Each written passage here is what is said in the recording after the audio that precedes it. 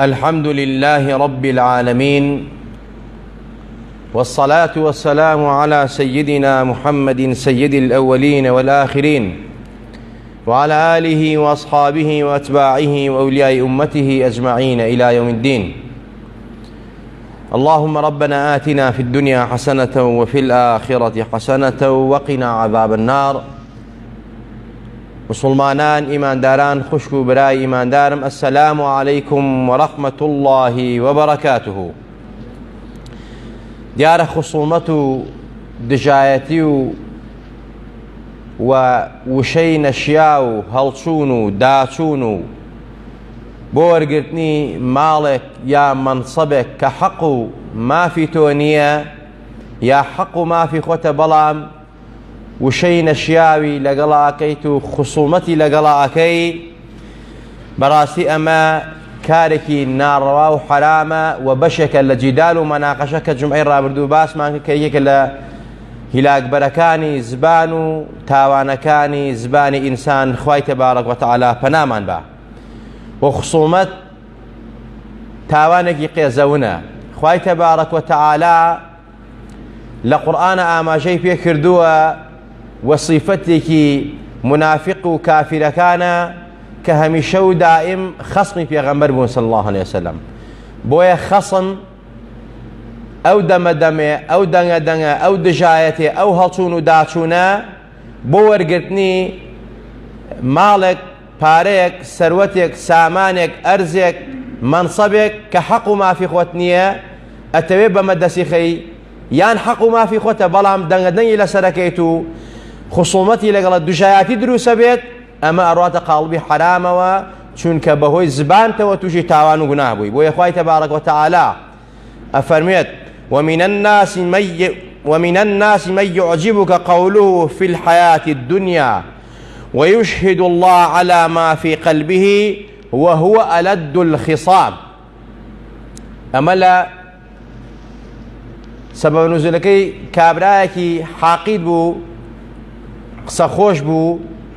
جوانکیلە بوو، بەڵام خەسمی پێغەمبەر بوو صلی الله عليه وسلم، خەسمی هاوڵانی پێغەمبەری خوا بوو صلی الله عليه وسلم، دڵی پڕ لە قین بوو بەرامبەر خوا و پێغەمبەری خوا صلی الله عليه وسلم، بەڵام دەریشی نەئەبڕی. ئەمە صیفاتی منافقە.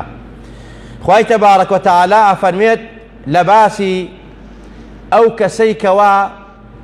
ئەم حقدەی بوو بەرامبەری پێغەمبەری خوا، خەسمی پێغەمبەر بوو صلی الله عليه وسلم. خوای تەبارەک وەتەعالا ئەفەرمێت ومن الناس من يعجبك قوله في الحياة الدنيا. خەڵکانێک هەیە یەنە لای تۆ قسەیان زۆر خۆشە، وتەی جوان ئەکەن، نوکتەی جوانیان پێیە، پەیام و ڕستەی جوان ئەڵێن بۆ تۆ، بە قسەکانیان بەڕاستی کاتێک کە ئەیکەن بۆ تۆ سەرت سوڕ ئەمێنێ، معجیبە بی بە وتە و بە قسەی نەستەق و جوانیان، بەڵام ئاگادار بە ويشهد الله على ما في قلبه، وەخوا ئەکەن بە شاهید لەوەی کەوا لە دڵیانە هەیە بەرامبەر بە تۆ و ئاینی تۆ و پەیامی تۆ و هاوڵانی تۆ، بەڵام وهو ألد الخصام، ئەوانە زۆر دوژمنایەتی تۆیان لە دڵایە بەرامبەر بە خۆت و یاران و پەیام و ڕیسالەی تۆ.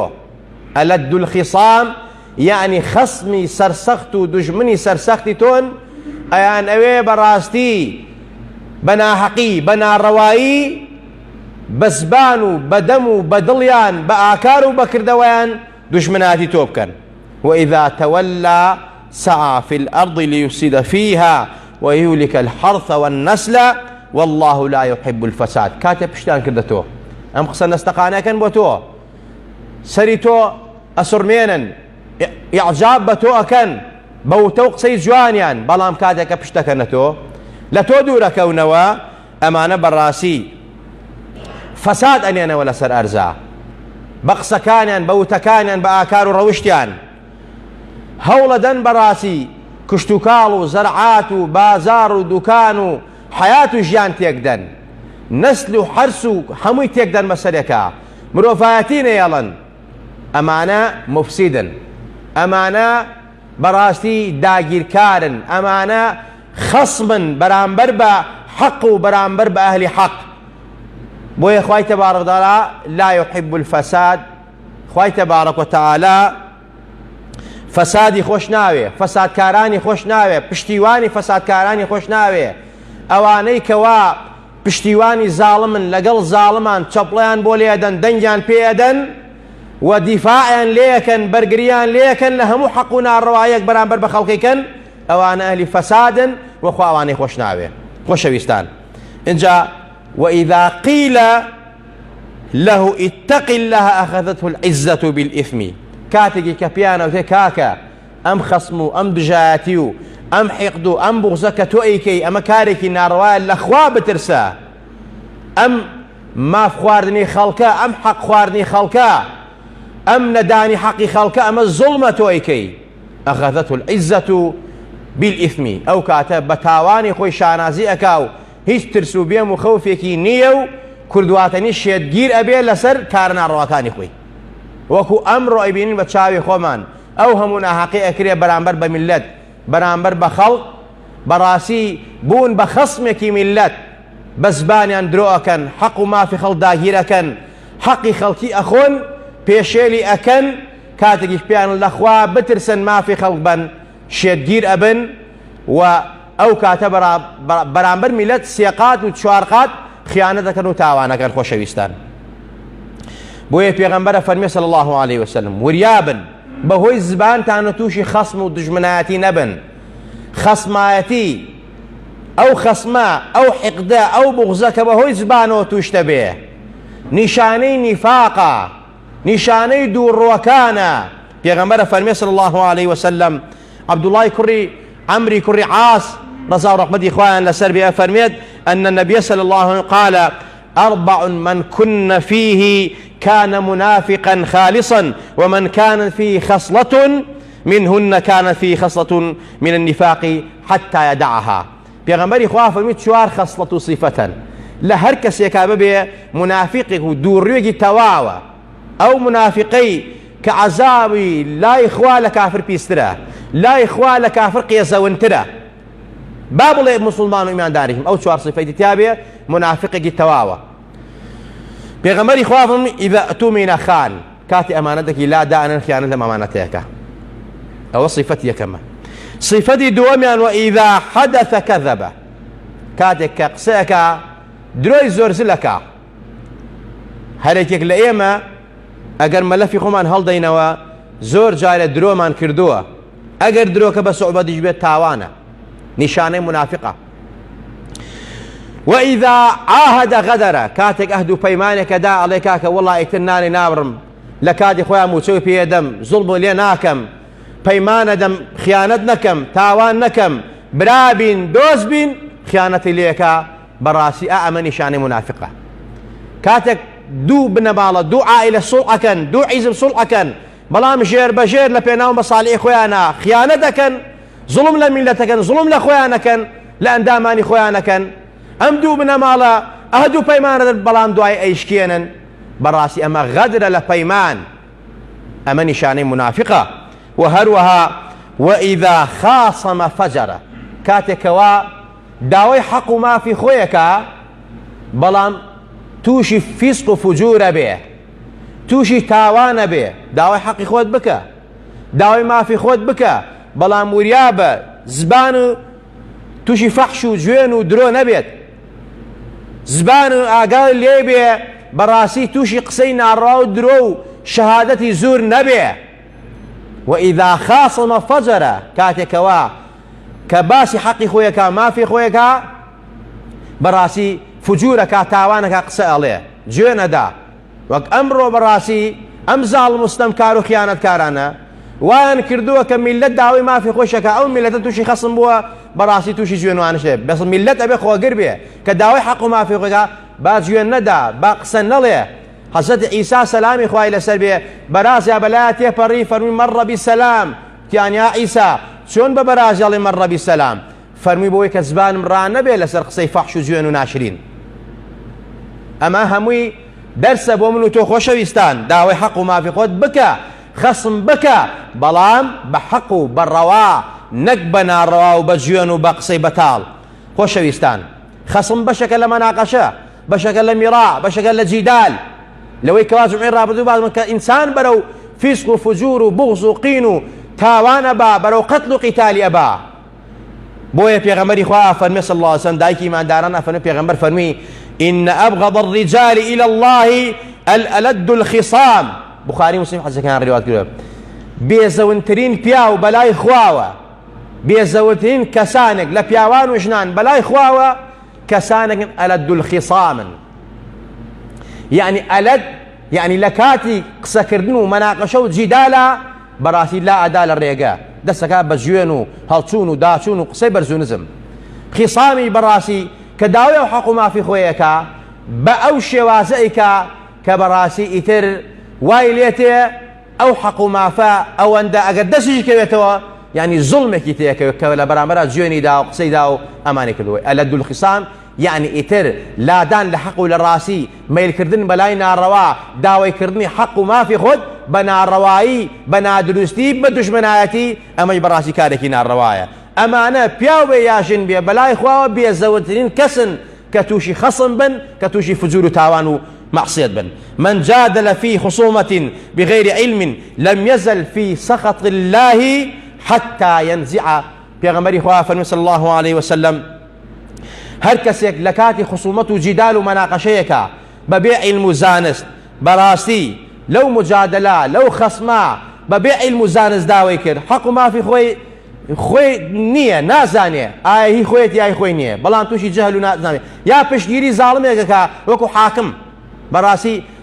علمي نية زانستي نية ام كابرا ظلمي اللي كراوه ام تشون قد صلاتي يا برتيلي بيدا يا باري بيدا يا مسؤول وكو ياراني مرو بشجيري كان سيرك كابراي مظلوم ما في فوتيت ام حاكم ببيع علم وببيع نزاين بشجيري كا براسي اما خصمه اما ورقتني مالي خلقيه بنار روائي پشتیوانی ظالم مستمكار بنار اما خصمه خوشويستان جامع ببيع علم اما بردوام لتوربوني پروردگارا حتى تركي صفتك زور خطره بوي وريابين زبان من توشي خصم من نكا زبان من توشي توربوني خواي پروردگار من نكا لدنيا ولا قيامه خمان رسوانكين هندك لاخواناسان درجات عن عالي بيفرمون خصم جدال مناقشة براسي سوتينري دينا تاشري دينا لناوبري إيمان وباور دين وأخلاق الروشت بويا فرميانا إياكم والخصومة فإنها تمحق الدين دين لنا وأبا آقات عن لخوتان به خصومات مكان وهروها وتراوى إنساني وارع زاهد لخواترسو دلبات براسي ما خاصم ورع في الدين إنسان كوا لخواترز به براسي خصم ناكات وقصي بتال ناكا أجر حق ما في خوشي داوبكا توشي تاوان متيا وازي لينيت اتر أو مناقشة جدال لدينا به لسياستها به لدنيا به لهرشتكا به إنسان أبي مراعاتي أوكا توشي خصم نبيه توشي الرقو بغض نبيه وحق ما فيك بالرواني داويكي بدروستي وتندروستي أين أجر توشي جوين وقصو أما نبي براسي أوكاتتو خاصمت خصم كردوا معناي وايا ألد الخصام خوافنا من با بويا براسي ابن قتيبة هيك قال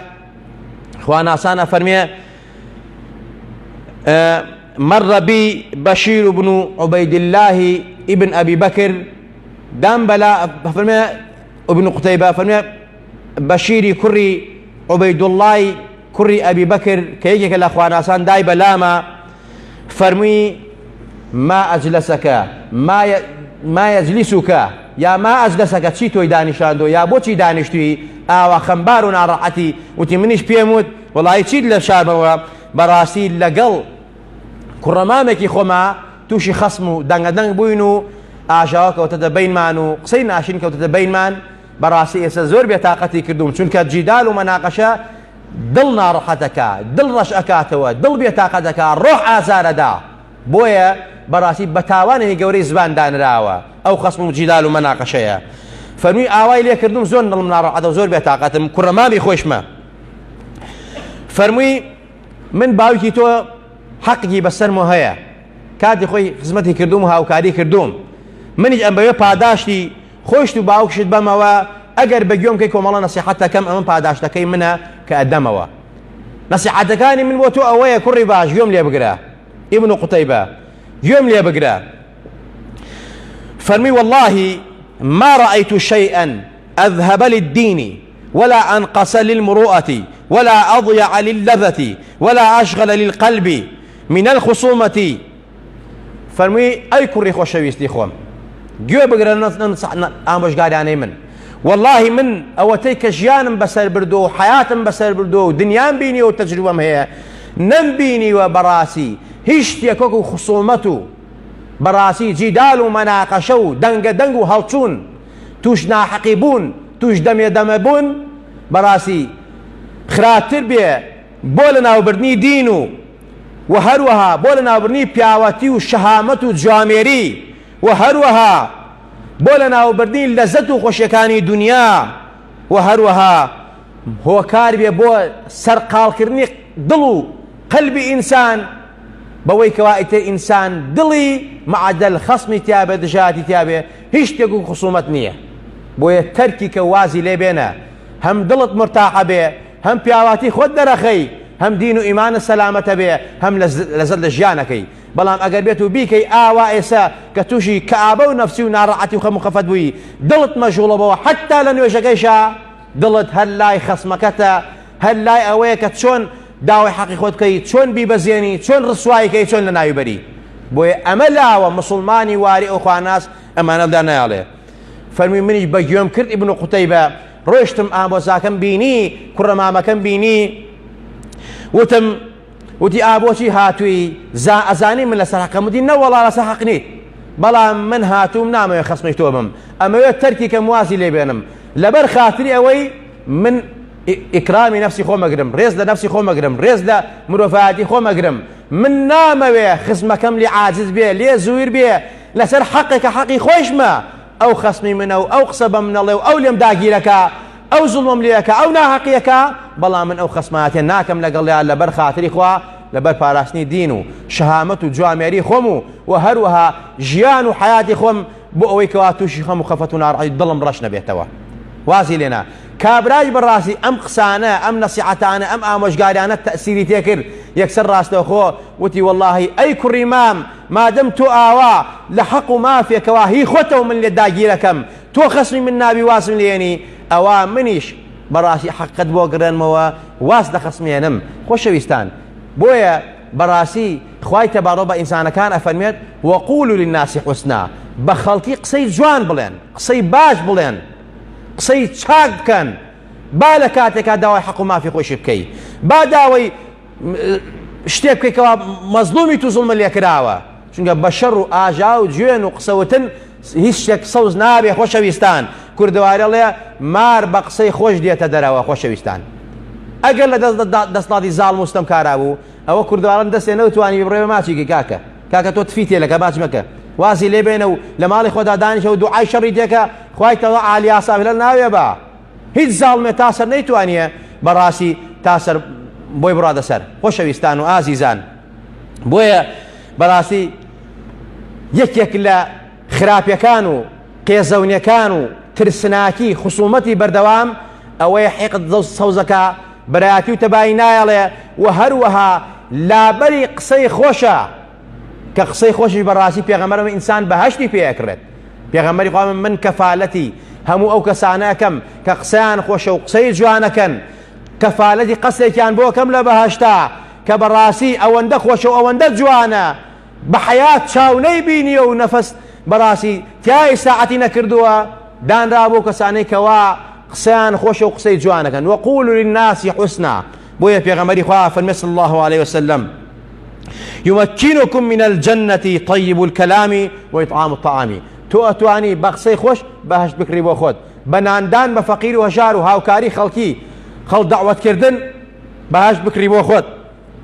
عەبدوڵای کوڕی عەباس ڕەزا و ڕەحمەتی خوای لەسەر ئەفەرمێ ئەگەر فیرعەون سەلامم لێ بکە قسەی خێرم بۆ بکە منی قسەی خێری وەکەم جوابی سەلامەکەی ئەدەمەوە خۆشەویستان لو قال فرعون خيرا لرددت عليه ئەگەر فیرعەون بەخێر قسەم لەگەڵا بکە بەڕاستی منی بەخێر قسەی لەگەڵاکەم وەڵامی ئەدەمەوە خۆشەویستان جا کەواتە خەسم زەرەری زۆرە وەک حیقد سەوزەکە وەک بەڕاستی دین دەتاشێ و ئەو قسە خۆشانەیش کە هۆکاری پاراستنی ژیان و حیاتی تۆیە لە دنیادا تۆ بە عیزەتەکە بەهەشتی پێدا بەهەشتی دنیا و قیامەت چونکە ئینسان کە قسە خۆش بوو ڕێک و پێک بوو خۆشەویستان لە ناو خەڵکە مەنزیلەت و مەکانەتێکی تایبەتیە بەڵام ئەگەر قسە تش و تاڵ و زبر بوو با داوای حەق و مافی خۆشی بکە تووشی خەسمە بێ و تووشی تاوان نەبێ بەڕاستی خوش لە خۆی زوویرەکە و لە تووڕەبوونی پەروەردگارایە خوا لە هەموو لایەکمان خۆش بێ خوا لە هەموو لایەکمان ڕازی بێ خوا لە تاوانی زمان پارێزامان کەی خوا لە جێدال و مەناقەشە و خەسم پارێزامان کەی خوا دڵمان نورانی کەی زبانمان ڕابێنی لەسەر زگری خۆت لەسەر یادی خۆت لەسەر سەڵات و سەلام لەسەر پێغەمبەرەکەی خۆت صلی الله عليه وسلم خوا بە ئەندازەی عیلم و مخلوقاتی خۆ سڵاوات برژێنەوە سەر ڕۆئی پاکی پێغەمبەر صلی الله عليه وسلم بە بەرەکەتی و سڵاواتە دڵمان نورانی کە یا ربی خوای ڕەوشمان جوان کە عاقبەتمان بەخێر بێڕە حسنی خاتمەمان پێ بەخشە لە بەڵا و لە موسیبەت و لە وەبا و نەخۆشی و ناخۆشی خۆمان و خانەوادە و ماڵ و منداڵمان پارێزاو کە ئەم وەبا و نەخۆشی ڕووی لە وڵاتمان کردو خوایە لەسەرمانی هەڵگرە یا ربی خوای تووشی بووە یا ربی خوای شیفا عاجل پلەی بۆ بنێرە ئەوەی پێی مردووە پلەی شەیدی پێ بەخشە ئەوەی تووشی نەبووە خوایە سەلامەتی کەیت و هەموو لایەکمان سەلامەت کەی لە هەموو سەیل و ئەسقام و وەبا و کۆڕۆنا و نەخۆشی و ناخۆشیەک لە هەموو خەم و خەفەت و ناڕەحەتیەک لە هەموو قاتی و گرانی و برسێتی خوای پارێزامان کەی وڵاتمان ئاوادان کەی وڵاتمان پڕ خێر و خۆشی کەی وڵاتمان پڕ ڕزق و ڕۆزی کەی گرانی و ناڕەحەتی لە وڵاتمانە نێڵی کار بەدەستی وڵاتمان بۆ ئیسلاح کەی ئیمان و ئیسلام و وجدانیان بەرێ ئەگەر قابلن زاڵمن ستەمکارن خائنن خۆفرۆشن خاکفرۆشن یا ربی خوای سووک و ڕسوایان کەی یا ربی خوای لە کۆڵی میلەتیان کەیتەوە حەق و تۆڵی میلەتیان لێ بکەیتەوە لە فیرعون و قارون و هامان و هەموو فەراعینەکانی زەمانە خراپتران پێ بکەی یا ربی خوای گیان دەستمان بۆ لای تۆ بەرزێتەوە میلەت داماوە مەزلومە ستەم لێکراوە خوای حەق و تۆڵ و ئینتیقامی تون بلیان بسێنی لەوانی کە ئەم میلەتیان توی کەئابە و نەفسی و ناڕەحەتی و نەخۆشی و ناخۆشی کردووە پەروەردگارە لیان قبوڵ نەکەی پەروەردگارە لیان قبوڵ نەکەی یا ربی خوای لێت ئەپاڕێنەوە لە خۆمان و باوکو دایکمان خۆش بە لە خۆمان و باوکو دایکمان ڕازی بە لە گوناهی هەموو لایەکمان خۆش بە عاقبەتمان بەخێر بگێڕە حسنی خاتمەمان پێ بەخشە لە سوئی خاتیمە لاماندا ئیسلاحی حاڵی خۆمان و خانەوادە و ماڵ و منداڵمان بکە بە ئیمانەوە بمانژێنەوە بمان برنەوە زیندوومان کردەوە لە قەبرە و لە قبری تەسک و باریکە پێغەمبەر بناسینەوە زبانمان سابت کەی ئەو پێغەمبەر نازدارە شەفاعەتمان بۆ بکات تکامان بۆ بکە یا ربی خوا بانگمان بکە و دەرمان نەکە لە ڕۆژی قیامەت شارزەت سیرات وەک بەرق پڕینەوە لەژێر سێبەری عەرشی خۆتا دامان بنێی لەژێر بەیداق و پەرچەمی لا ئیلاهە ئیلا الله ومحەممەد ڕەسوڵ الله عەشرمان بکەی پێغەمبەر بانگمان بکە بۆ سەر حەوزی کەوسەر بۆ سەر چیمەنی بەهەشت بەدەستی مبارەی خۆی ئاوی کەوسەرمان باتێ لە توینەتی و نەکبەتی دنیا و قیامەت ڕزگارمان بێ خوای ئەوانەی داوای دوعای خێریان لێ کردوین ئەگەر نەخۆشیانەیە خوا شیفا عاجل پەلیان بۆ بنێرە گیر و گرفت و کێشەی ئایلیانێ خۆیان بۆیان چارەسەرکە منداڵیان خۆیان منداڵی ساڵحیان بەرێ هەیان و ساڵحیان خۆیان بۆیان ساڵەکە و هەموو لایەکمان مناڵی هەموو لایەکمان ساڵەکە مناڵیان هەیە و ونە و مەفقودە و دیار نێ و دوورە خوا بەیەکیان شادکەیتەوە یا ربی خوا دوعا و نزا و پاڕاونەکانمان لێ قبوڵ کەی عاقبەتمان بەخێر بگێڕی آمين آمين أقول قولي هذا وأستغفر الله لي ولكم ولسائر المسلمين الحمد لله